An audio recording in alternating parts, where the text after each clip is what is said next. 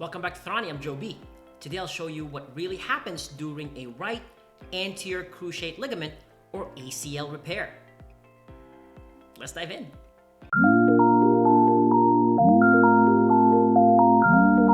For a patient who sustained a right anterior cruciate ligament or ACL full thickness tear, as confirmed by MRI, a right ACL repair is necessary.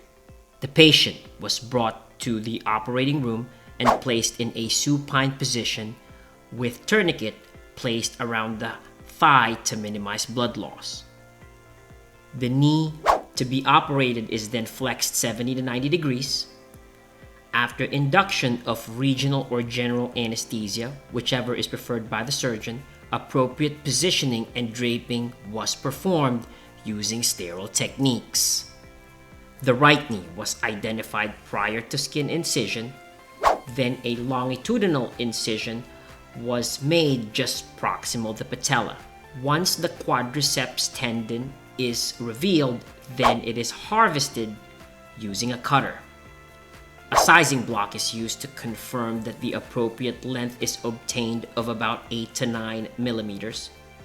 This is called the bone patellar tendon bone graft.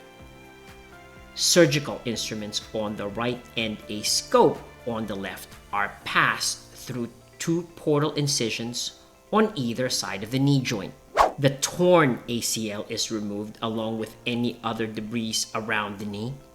Using a surgical drill, a tunnel is created in the tibia and femur where the graft will be anchored. The bone patellar tendon bone graft sutures are then threaded through the guide wire, and the guide wire is inserted into the tunnels. This pulls the graft in place. The graft is then held under optimal tension while fixation buttons are used to secure the bone grafts. Eventually, the bone plug on the ends of the graft will calcify with the surrounding bone. Incisions are closed with stitches and a dressing is applied. So do you want to know what happens during a right ankle open reduction and internal fixation surgery or an ORIF repair? If so, then watch this next video. Thank you so much.